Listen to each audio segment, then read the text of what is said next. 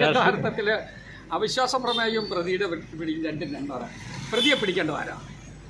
Government. Appointing authority ആരാ? Government. സാക്ഷാൽ പറഞ്ഞാൽ നമ്മളുടെ ഇവിടെ മുനിസിപ്പാലിറ്റീസ് വകുപ്പിൻ്റെ ഡയറക്ടറാണ് ഇതിൻ്റെ അപ്പോയിൻറ്റിംഗ് അതോറിറ്റി.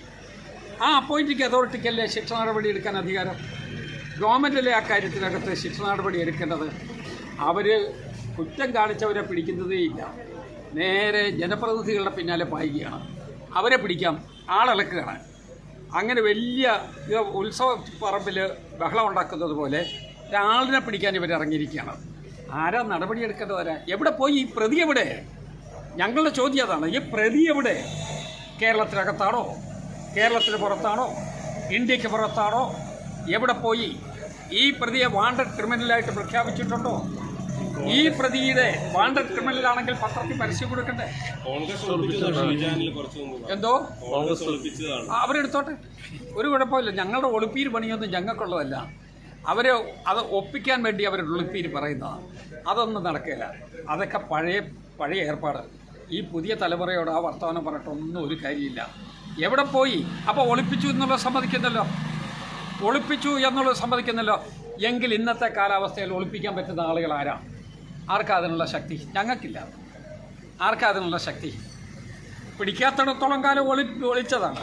ഇവർ പറയുന്നതനുസരിച്ചാണെങ്കിൽ ഒളിപ്പിച്ചതാണ്. എന്നാൽ പിടിക്കാനുള്ള ശക്തി അവർക്കല്ലേ? അവരല്ലേ ചെയ്യേണ്ടത്? അവരത് ചെയ്യുന്നില്ലല്ലോ. അവിടെ സർക്കാർ നിയോഗിച്ച ഒരു ഉദ്യോഗസ്ഥൻ അവിടെ കാണിച്ച കൊള്ളരുതായ്മയ്ക്ക് ആ ഉദ്യോഗസ്ഥനെതിരെ നടപടിയെടുക്കുന്നതിനും സമരം ചെയ്യുന്നതിനും പകരം ജനപ്രതിനിധികളുടെ പിന്നാലെ ഇവർ നടക്കുകയാണ്, ബഹളം ഉണ്ടാക്കി. ഏത് യുഗത്തിലാണ് ഇവർ ജീവിക്കുന്നതെന്ന് എനിക്ക് മനസ്സിലാകുന്നില്ല. BJP കോൺഗ്രസ് കൂട്ടുകെട്ടെന്ന് ഒരു ആരോപണമാണ് ഈ അവിശ്വാസത്തിനെതിരെ.